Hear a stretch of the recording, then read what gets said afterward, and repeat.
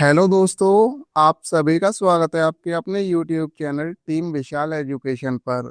आज है 4 अगस्त 2026 और आज की इस वीडियो में हम जानेंगे 4 अगस्त 2026 के डेली करंट अफेयर्स से जुड़े सभी इम्पोर्टेंट प्रश्नों के बारे में। अगर आप किसी भी एग्जाम की तैयारी कर रहे हैं तो ये वीडियो आपके लिए काफ़ी ज़्यादा यूजफुल रहने वाली है। इसलिए वीडियो को आप शुरू से लेकर अंत तक जरूर देखें, क्योंकि हर प्रश्न आपके एग्जाम में काम आ सकता है। तो बिना किसी देरी के चलिए शुरू करते हैं। लेकिन उससे पहले हम कल की क्लास के प्रश्नों का एक छोटा सा रिवीजन कर लेते हैं। तो कल की वीडियो में जाना था हमने जुलाई 2026 में दुर्लभ पृथ्वी तत्व ब्लॉक के लिए अन्वेषण लाइसेंस देने वाला भारत का पहला राज्य कौन सा बन गया है। तो ये बना है दोस्तों राजस्थान। हांगझोउ यानी चीन में आयोजित आईएसएसएफ राइफल पिस्तौल विश्व कप 2026 की पदक तालिका में भारत किस स्थान पर रहा है। तो ये रहा है भारत तीसरे स्थान पर। जुलाई 2026 में मैक्सिको में भारत के अगले राजदूत के रूप में किसे नियुक्त किया गया है। न्यू लखन जोतजाथोम गंगटे को। जुलाई 2026 में राज्यसभा और लोकसभा ने राष्ट्रीय गीत वंदे मातरम के प्रति अनादर के कृत्यों और उसके गायन में बाधा डालने को दंडात्मक अपराध बनाने के लिए कौन सा विधेयक पारित किया है।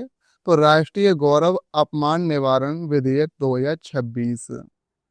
स्कॉटलैंड के ग्लासगो में आयोजित कॉमनवेल्थ गेम 2026 में पुरुषों के 110 किलोग्राम वेट लिफ्टिंग इवेंट में किस भारतीय ने रजत पदक जीता है। तो ये जीता है दोस्तों लवप्रीत सिंह ने।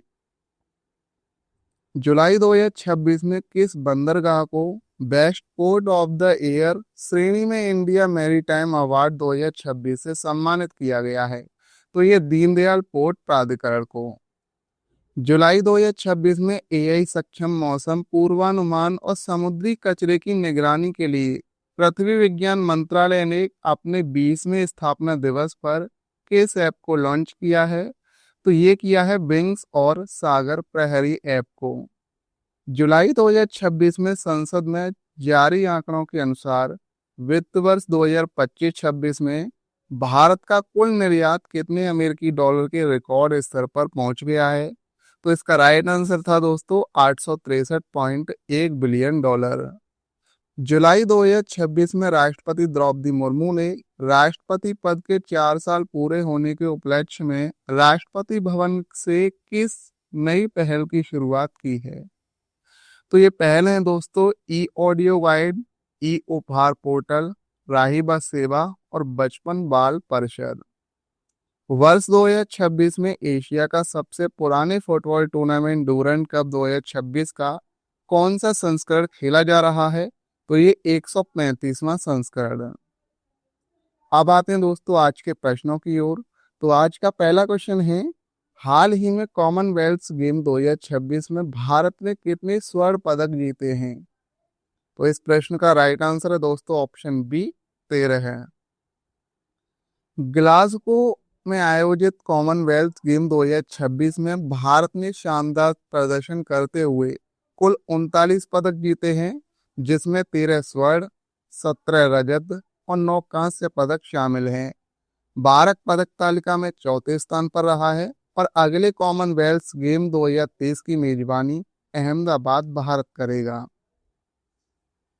नेक्स्ट प्रश्न है, हाल ही में 6 साल बाद शिपकीला दर्रा से भारत चीन सीमा पर व्यापार फिर से शुरू हुआ है। यह दर्रा किस राज्य में स्थित है।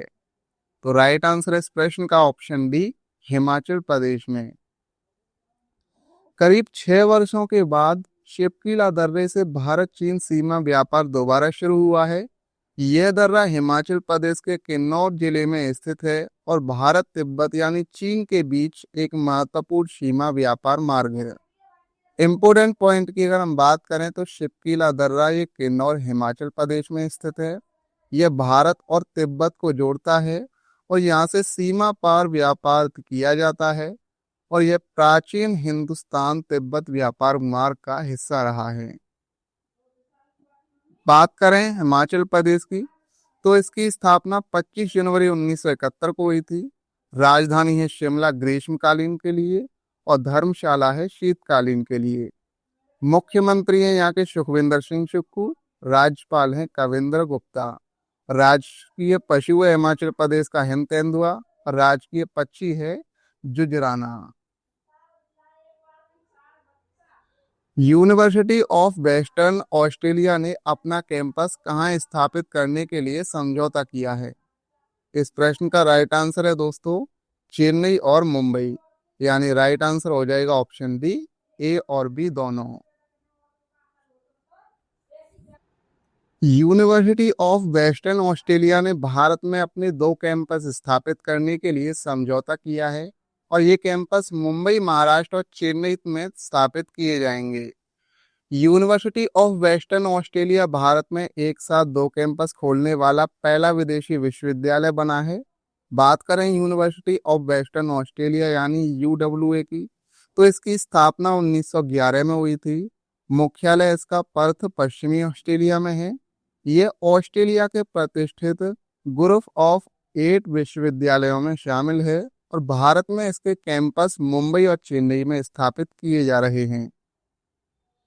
बात करें दोस्तों ऑस्ट्रेलिया की, तो इसकी राजधानी है कैनबरा। ऑस्ट्रेलिया का सबसे बड़ा शहर है सिडनी।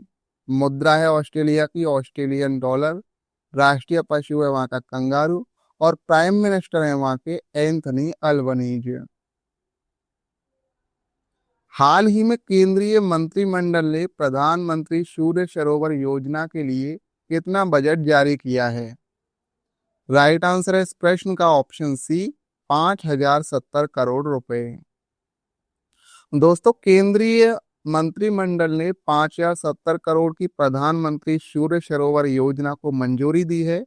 इस योजना का उद्देश्य देश भर के जलाशयों, बांधों और झीलों पर 5000 मेगावाट फ्लोटिंग सोलर फोटोवोल्टेइक के क्षमता विकसित करना है, और योजना 2026-27 से 2030-31 तक लागू रहेगी। कुल बजट है इसका 5070 करोड़। लक्ष्य है 5000 MW फ्लोटिंग सोलर क्षमता विकसित करना, और 10,000 MWH क्षमता के एनर्जी स्टोरेज सिस्टम भी स्थापित किए जाएंगे। अवधि है इसकी 2026 से 2031 तक, और इसमें लगभग 1 करोड़ टन CO2 उत्सर्जन प्रतिवर्ष कम करने का लक्ष्य है, तथा हजारों रोजगार सृजित होंगे। नवीन एवं नवीकरणीय ऊर्जा मंत्रालय, इसकी स्थापना 1992 में हुई थी। मुख्यालय इसका नई दिल्ली में है, और इसका मुख्य उद्देश्य है सौर, पवन, हरित, हाइड्रोजन और अन्य नवीकरणीय ऊर्जा स्रोतों को बढ़ावा देना। हाल ही में किस राज्य के राथवा आदिवासी कारीगरों की पेथोरा पेंटिंग को GI टैग मिला है? राइट आंसर है इस प्रश्न का ऑप्शन ए, गुजरात। दोस्तों पेथोरा पेंटिंग गुजरात के राठवा, भील और भीलाला आदिवासी समुदायों की प्रसिद्ध पारंपरिक लोक कला है। इसे मुख्य रूप से छोटा उदयपुर, वडोदरा और पंचमहल क्षेत्रों में बनाया जाता है। इस कला को उसकी विशिष्ट पहचान और सांस्कृतिक विरासत के कारण GI टैग प्राप्त है। इंपोर्टेंट पॉइंट को देखें तो पिथोरा पेंटिंग भगवान बाबा पिथोरा को समर्पित एक अनुष्ठानिक चित्रकला है। इसे मुख्य रूप से राठवा आदिवासी समुदाय बनाता है। पहले ये घरों की मिट्टी की दीवारों पर बनाई जाती थी, अब कैनवास पर भी बनाई जाती है। इसमें घोड़े, सूर्य, चंद्रमा, पेड़ पौधे, पशु पक्षी और आदिवासी जीवन का चित्रण प्रमुख होता है। अब बात करें गुजरात की, तो इसकी स्थापना 1 मई 1960 को हुई थी। राजधानी है गुजरात की गांधीनगर। मुख्यमंत्री हैं भूपेंद्र पटेल, और राज्यपाल हैं आचार्य देवव्रत। नेक्स्ट प्रश्न है, हाल ही में चर्चा में रही समुद्र मंथन योजना का संबंध किस मंत्रालय से है? इस प्रश्न का राइट आंसर है ऑप्शन बी, पेट्रोलियम और नेचुरल गैस मंत्रालय से। समुद्र मंथन योजना का उद्देश्य भारत के अपतटीय तेल और प्राकृतिक गैस संसाधनों की खोज एवं उत्पादन को बढ़ावा देना है।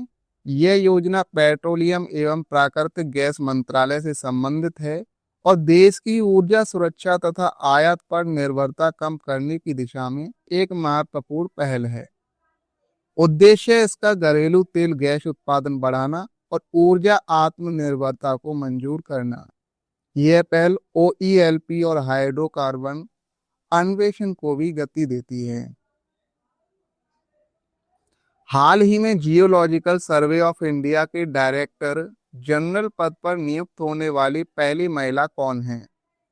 इस प्रश्न का राइट आंसर है ऑप्शन ए, वर्षा अशोक अगलावे। वर्षा अशोक अगलावे को जियोलॉजिकल सर्वे ऑफ इंडिया यानी जीएसआई का पहला महिला डायरेक्टर जनरल नियुक्त किया गया है। यह जीएसआई के 175 से अधिक वर्षों के इतिहास में पहली बार है कि किसी महिला को यह सर्वोच्च पद मिला है। जीएसआई देश में खनिजों की खोज, भूवैज्ञानिक सर्वेक्षण और प्राकृतिक संसाधनों के अध्ययन का प्रमुख संस्थान है। जियोलॉजिकल सर्वे ऑफ इंडिया देश की सबसे पुरानी वैज्ञानिक संस्थाओं में से एक है और इसका मुख्य काम खनिजों की खोज, भूवैज्ञानिक सर्वेक्षण, भूकंप, भूस्खलन और प्राकृतिक संसाधनों का अध्ययन और देश का भूवैज्ञानिक मानचित्र तैयार करना है। और सरकार को खनिज और प्राकृतिक संसाधनों से जुड़े महत्वपूर्ण निर्णय लेने में भी जीएसआई की रिपोर्ट मदद करती है। बात करें दोस्तों जियोलॉजिकल सर्वे ऑफ इंडिया की, हाँ इंडिया की, तो इसकी स्थापना 1851 में हुई थी। मुख्यालय इसका कोलकाता में है। संबंधित मंत्रालय खान मंत्रालय है और मुख्य कार्य है खनिजों की खोज, भूवैज्ञानिक सर्वेक्षण, प्राकृतिक संसाधनों का अध्ययन और भूवैज्ञानिक मानचित्र तैयार करना। हाल ही में पीएम नरेंद्र मोदी जी ने अल्लूरी सीताराम राजू इंटरनेशनल एयरपोर्ट का उद्घाटन कहाँ किया है? इस प्रश्न का राइट आंसर है दोस्तों ऑप्शन डी, आंध्र प्रदेश। दोस्तों प्रधानमंत्री नरेंद्र मोदी ने आंध्र प्रदेश के विजयनगरम जिले के भोगापुरम में बने अल्लूरी सीताराम राजू इंटरनेशनल एयरपोर्ट का उद्घाटन किया है। यह एक ग्रीनफील्ड अंतर्राष्ट्रीय हवाई अड्डा है जिससे उत्तर आंध्र प्रदेश में पर्यटन, व्यापार, उद्योग और रोजगार को बढ़ावा मिलेगा। भविष्य में यह हवाई अड्डा विशाखापट्टनम क्षेत्र की बढ़ती हवाई सेवाओं का प्रमुख केंद्र बनेगा और इस एयरपोर्ट का नाम स्वतंत्रता सेनानी अल्लूरी सीताराम राजू के सम्मान में रखा गया है। उन्होंने अंग्रेजों के खिलाफ रंपा विद्रोह का नेतृत्व किया था और इस एयरपोर्ट के शुरू होने से विशाखापट्टनम, विजयनगर और श्रीकाकुलम क्षेत्र में पर्यटन, व्यापार, आईटी उद्योग और रोजगार को बड़ी गति मिलेगी और यह एयरपोर्ट भविष्य में पूर्वी तट पर भारत की हवाई कनेक्टिविटी और मजबूत करेगा। बात करें दोस्तों आंध्र प्रदेश की, तो इसकी स्थापना 1 नवंबर 1956 को हुई थी।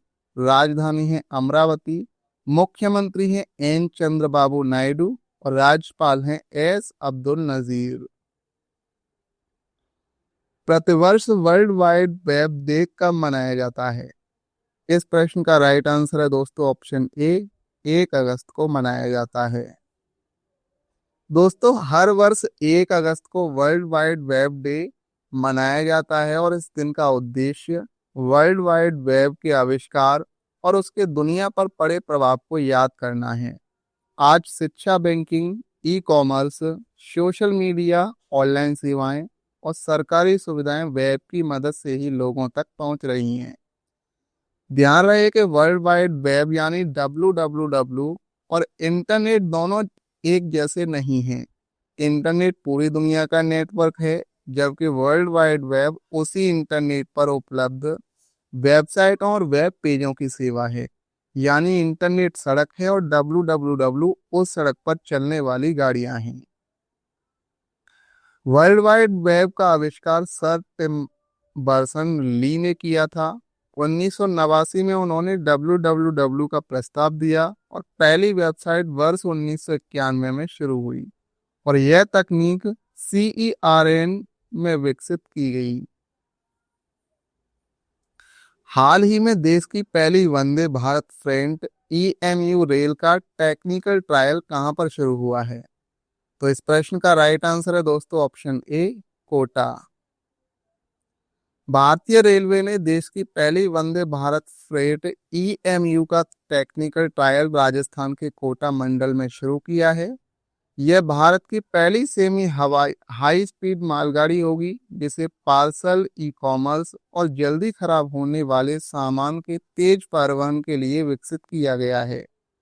अब तक वंदे भारत ट्रेनें केवल यात्रियों के लिए थी, लेकिन वंदे भारत फ्रेट ईएमयू माल परिवहन में भी क्रांति लाने की दिशा में एक बड़ा कदम है और इससे लॉजिस्टिक लागत कम होगी, डिलीवरी तेज होगी और रेलवे की माल ढुलाई क्षमता बढ़ेगी। दोस्तों, आज की इस वीडियो में हमने 4 अगस्त 2026 के करंट अफेयर्स के प्रश्नों को विस्तार से समझा है।